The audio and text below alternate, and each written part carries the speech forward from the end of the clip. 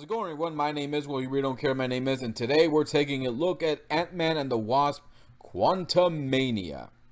Okay, so this is the first film of Phase 5 for the MCU, and I have to say, I was really excited going to this movie, mostly because, A, we're getting the first film appearance of Kang the Conqueror, one of Marvel's greatest villains, and someone who is a Thanos-level threat, maybe even more, getting his opportunity on the big screen. And also because I was looking forward to seeing how it's going to set up the next films, you know, because they're setting up for Kang to be the major threat for the Avengers to go up against. So I was very much looking forward to that.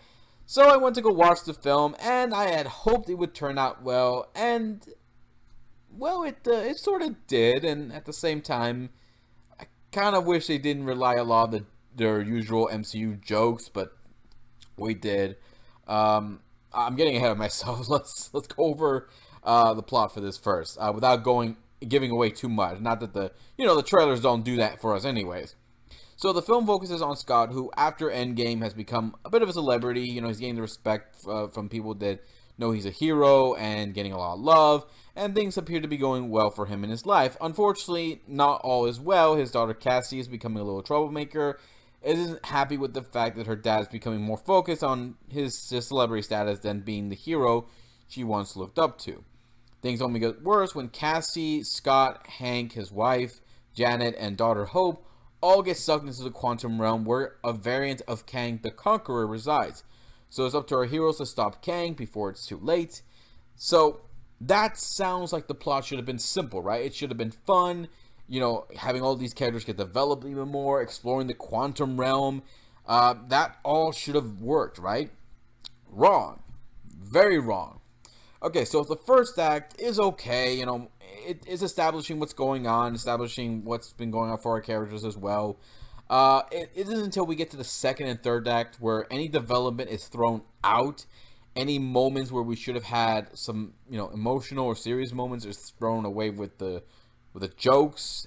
Any characters that we had hoped were going to get some development or like get some focus on are getting less screen time or just not given a lot of focus on. And this world that, you know, that we've been building towards to, you would think we would get a chance to explore it, you know, see everything about it, what makes this place so important.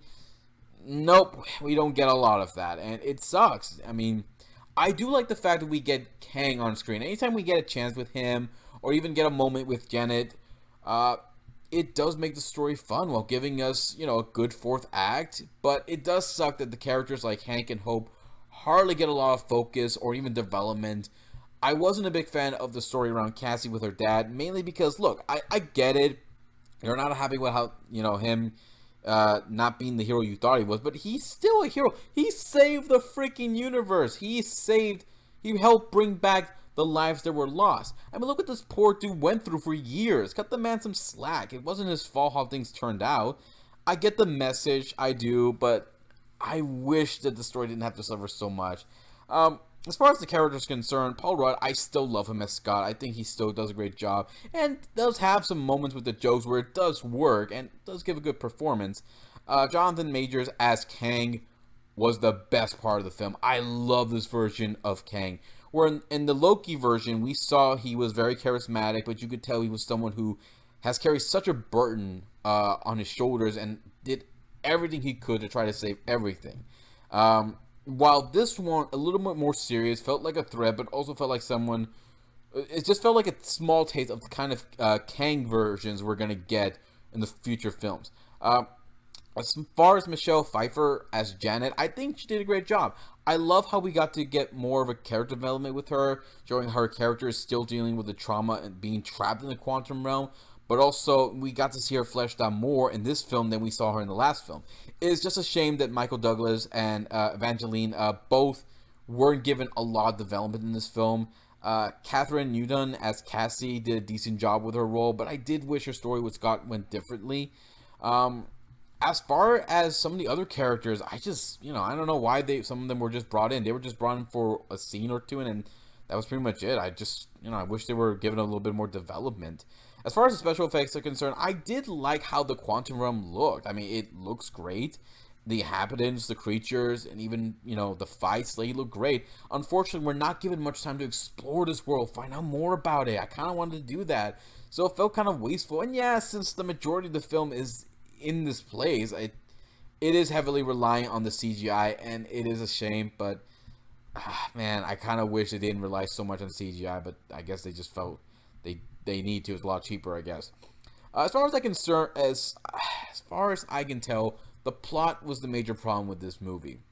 I wish they had done a better job with it, especially with the characters. Development a little bit better, especially with Scott and Hope. I mean, kind of wish they were more focused on two, especially since Hope, Wasp, her name's on the title. You would think she would get more focus on two.